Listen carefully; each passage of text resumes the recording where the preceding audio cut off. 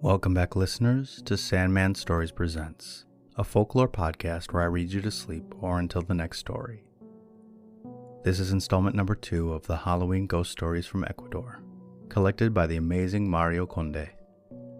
This week we have 2 stories. The first one is about a woman who keeps a bus driver company on a dangerous drive through the mountains.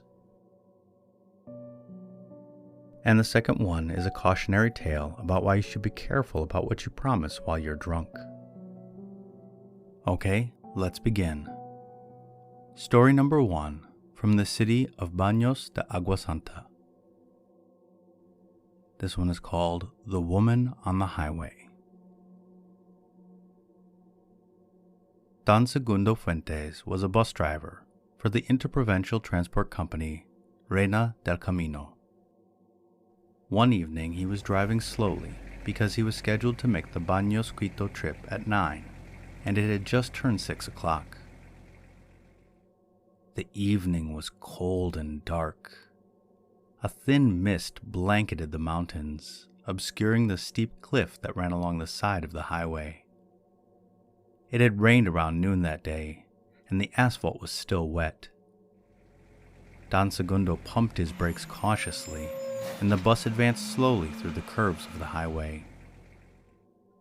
Shortly after 6 o'clock, Don Segundo arrived at the bridge called Las Juntas, named after the meeting of the 2 rivers it spans.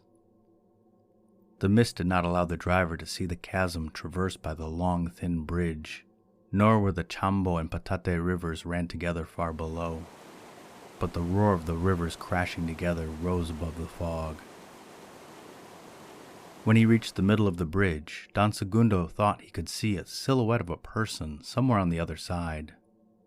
Skeptical, he rubbed his eyes and switched on the bus's fog lights. As the vehicle advanced toward the end of the bridge, the silhouette began to take shape. It was a young woman standing on the edge of the highway. She was alone. She had her arms wrapped around herself to stay warm against the cold mountain air, and on her head, she wore a blue scarf. Don Segundo was surprised by the young woman's presence there on the side of the road, flagging him down with her hand. What was she doing, all alone at 6 o'clock in the evening, and here, in a place so completely deserted, and on a night so dark and cold?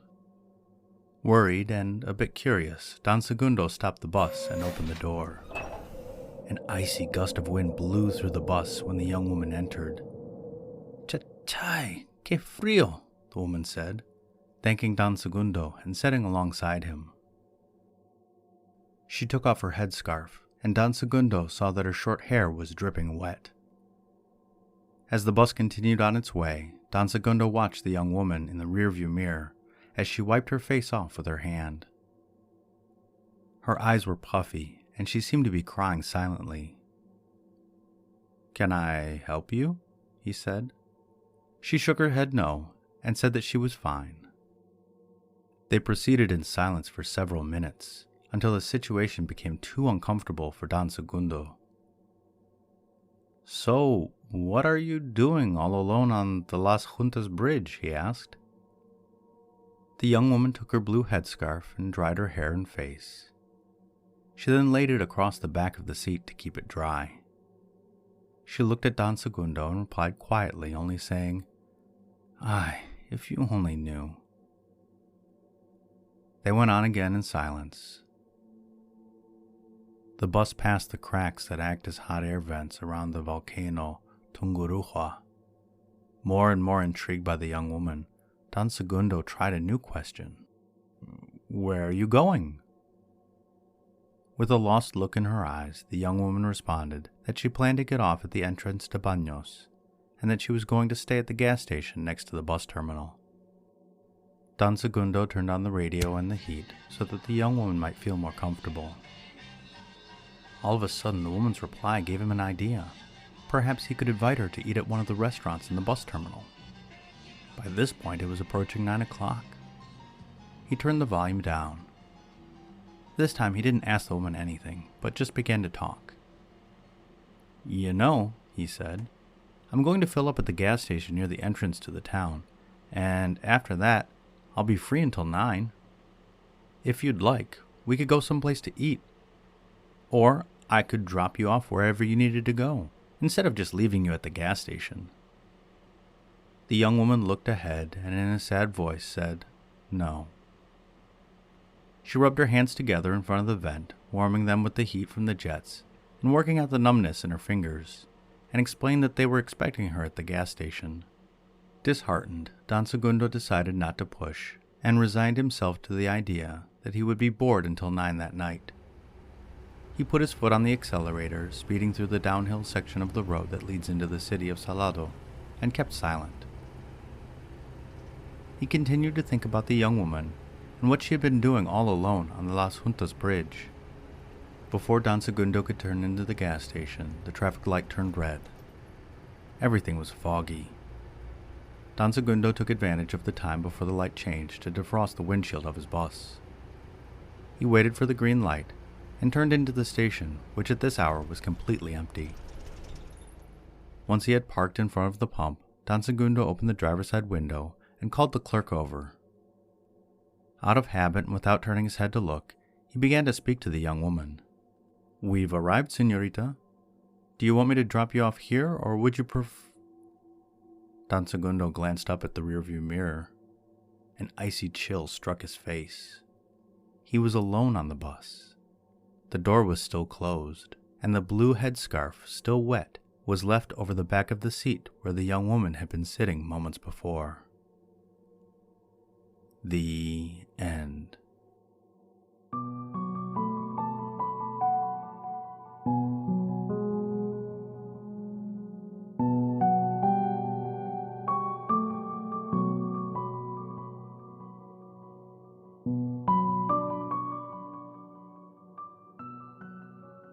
Okay, and story number 2, The Skeleton's Bridegroom.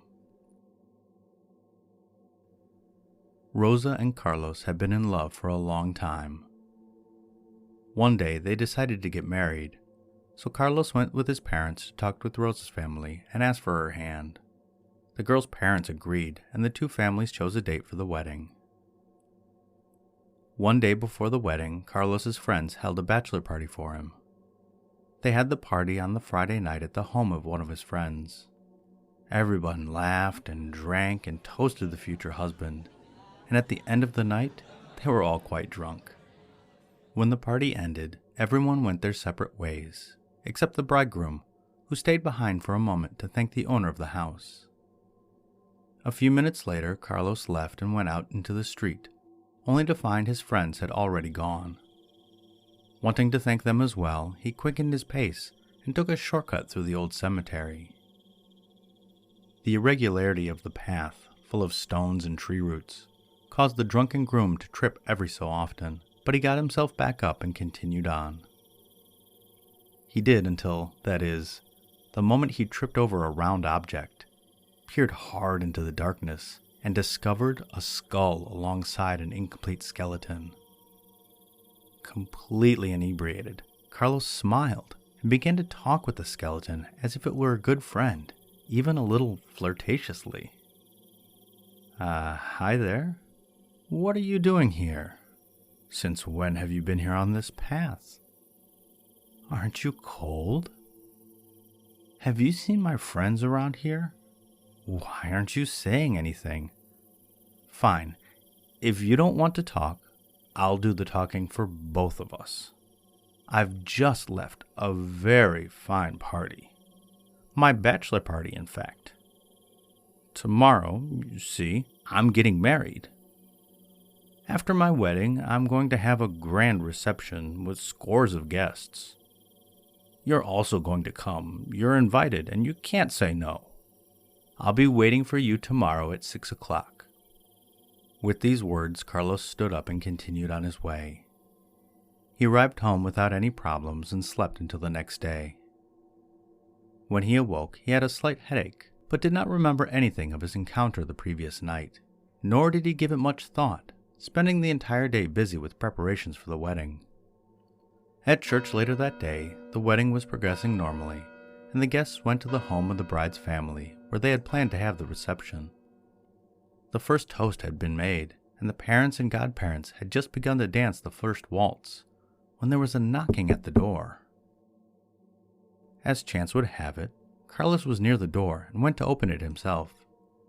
There was no one there. He began to close the door when he heard a voice from the ground. "I'm here. I'm sorry I could not arrive earlier. I have some trouble walking."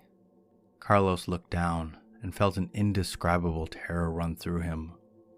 The skeleton from the night before had dragged herself to the door and was lying at his feet. He had immediately remembered all that had happened the previous night.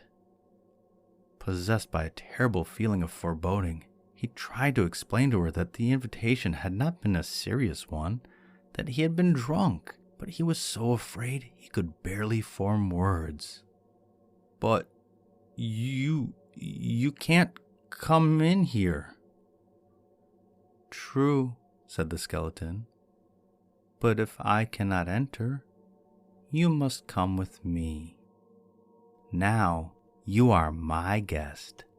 A powerful force pulled Carlos towards the skeleton, and he took a few steps away from the house.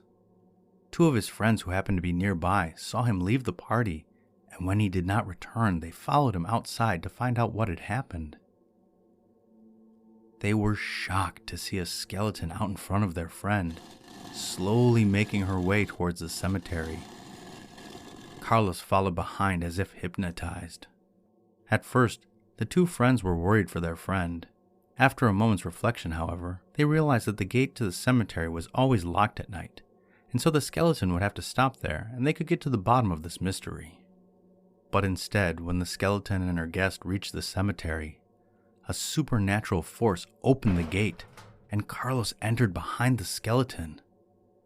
Hair standing on end, the two friends hurried to enter the gate behind them, but the same force closed the gate, and the friends could not find a way to open it.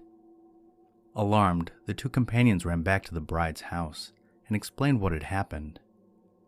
More than half of the guests left the party and went to look for the cemetery's caretaker. Together they opened the gates, entered the cemetery, and searched in vain through the tombs and burial vaults. Carlos wasn't there. Never again was there any word from either the bridegroom or the skeleton. The end.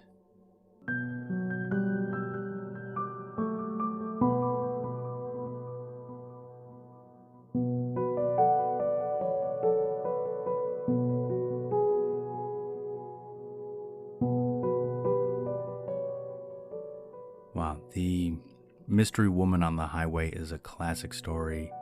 You've probably seen it in a bunch of TV shows, and usually it ends up with something creepier, somebody dying, or the man or woman trying to return a piece of clothing, and oh no, Junior died 15 years ago on that very bridge.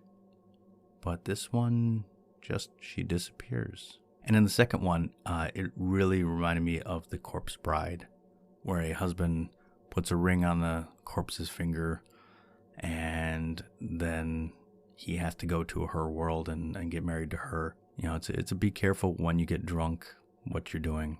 Anyway, two wonderful spooky tales. And again, a big thank you to Ecuador and Mario Conde. Thank you. Happy Halloween and good night.